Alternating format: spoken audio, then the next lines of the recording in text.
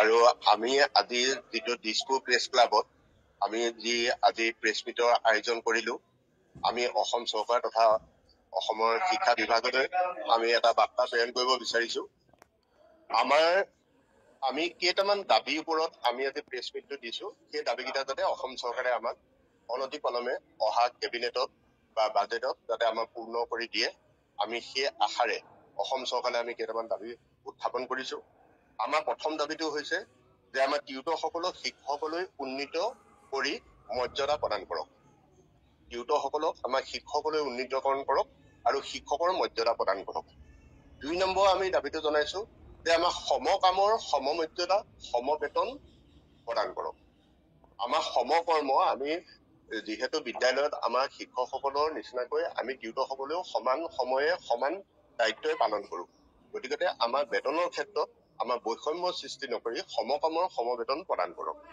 ৩ নম্বৰতে আমি জনাইছো যে আমাৰ অৱসৰকালীন যিটো আমাৰ ধৰি লওক পেঞ্চন, আমাক সেই সময়ত শিক্ষামন্ত্ৰীয়ে ঘোষণাও কৰিছিলে আমাৰ নিযুক্তি পত্ৰ বিতৰণ অনুষ্ঠানত যে 10 লাখ টকা গ্ৰেচুইটি হিচাপে আপোনালোকক দিয়া হ'ব। গতিকে আমাৰ অৱসৰ হোৱা আৰু মৃত্যুবৰণ কৰা সকলক 10 লাখ টকাকৈ সেই গ্ৰেচুইটি ধনটো প্ৰদান কৰক।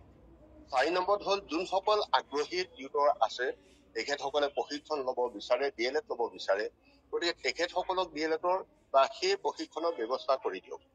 আৰু ৬ নম্বৰ দাবীটো হৈছে একমোডিটেড টিউটৰৰ ক্ষেত্ৰত যে তেখেতসকলৰ কোনো DLED বা টেট নাই, কিন্তু তেখেতসকলৰ ক্ষেত্ৰত এটা হ্ৰস্বকালীন প্ৰশিক্ষণৰ ব্যৱস্থা কৰি চৰকাৰে তেখেতসকলক শিক্ষকলৈ উন্নীতকৰণ কৰক।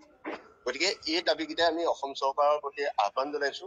মাননীয় শিক্ষামন্ত্ৰী মহোদয়, মাননীয় অসমৰ মুখ্যমন্ত্ৰী মহোদয়ক আমি আজি এই প্ৰেছ মিটৰ জৰিয়তে আমি কাটৰ আহ্বান আৰু অনুৰোধ জনাইছো যে আমাক শিক্ষকৰ মৰ্যাদা প্ৰদান কৰি মানৱ সম্পদ সৃষ্টিকাৰী যি আমি শিক্ষক, আজি চৰকাৰে যদিও আমাক স্বীকৃতি দিয়া নাই শিক্ষক হিচাপে, কিন্তু আমি প্ৰকৃতাৰ্থত একোজন শিক্ষক।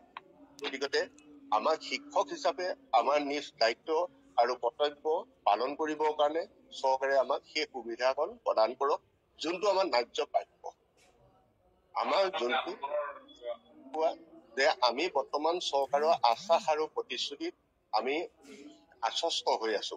বৰ্তমানলৈকে আমাৰ শিক্ষামন্ত্ৰীয়ে এটা প্ৰতিশ্ৰুতি বা এটা আমাক কথা কৈছিল যে আপোনালোকে দুদিন ধৈৰ্য ধৰক, অহা 15 তাৰিখৰ কেবিনেটত আৰু 17 তাৰিখৰ বাজেটত আপোনালোকৰ দৰমহা সমাহাৰত বৃদ্ধি কৰা হ'ব। তেখেতে একেবাৰে কমেও 25,000 টকা দৰমহা কৰা হ'ব বুলি আমাক এটা আশ্বাস প্ৰদান কৰিছে। যিহেতু আমি আগতে 10,800 টকা বা 12,800 টকা তেনেকুৱা দৰমহা পাই আছো। গতিকে এতিয়া তেখেতৰ সেই প্ৰতিশ্ৰুতিটোত আমি সম্পূৰ্ণ বিশ্বাস কৰিছো আৰু সেইটোৱে সঁচা হওক। আমি অশেষ তেখেতক ধন্যবাদ জ্ঞাপন কৰিছো যে যদি তেখেতৰ প্ৰতিশ্ৰুতিটো মতে আমাক যদি বৰ্তমান সেই বেতনটো দিয়ে, অন্ততঃ মানুহখিনিয়ে এমুঠি ভালকে খাব পাৰিব পৰিয়ালৰ লগত। আজি হয়তো এমুঠি আমাৰ এই টিউটৰসকলে ভালকে বিহুৱে সংক্ৰান্তিয়ে মাছ এটা আনি বা মাংস অকমান আনি পৰিয়ালৰ লগত খাব পৰা নাই 10,000 টকাত। গতিকে আমি আহ্বান, যদি চৰকাৰে মানি নলয় তেতিয়াহলে আমাৰ সন্মিলিত টিউটৰ মঞ্চৰ সেইদিনাখন এখন সভাত এটা সিদ্ধান্ত হৈছে যে আমি চৰকাৰলৈ এইটো আমি শেষ সময়সীমা আমি বাট চাম। চৰকাৰলৈ আমাৰ আস্থা আৰু বিশ্বাস আছে। গতিকে আমি সেই আস্থা আৰু বিশ্বাসৰ ওপৰত আমি অহা 17 তাৰিখ বাজেটলৈকে আমি বাট চাম। যদি আমাৰ 17 তাৰিখ বাজেটতো যদি বা কেবিনেটতো যদি আমাৰ বিষয়ে কোনো সিদ্ধান্ত নহয়, তেতিয়াহলে আমি ৰাজপথলৈ ওলাই আহিবলৈ বাধ্য। 17 তাৰিখৰ পৰা আমি ৰাজপথলৈ ওলাই আহিবলৈ বাধ্য।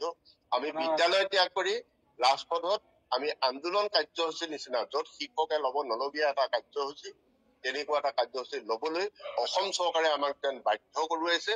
আমি যেন বাধ্য হব লগা কণ্ডিশ্যন যাতে নহয়, আমি পুনৰবাৰ অনুৰোধ কৰিম যে অসম চৰকাৰে আমাৰ এই সমস্যাকেইটা সমাধান কৰি মানৱ সম্পদ সৃষ্টি কৰিবলৈ আমাক উদগনি যোগাওক।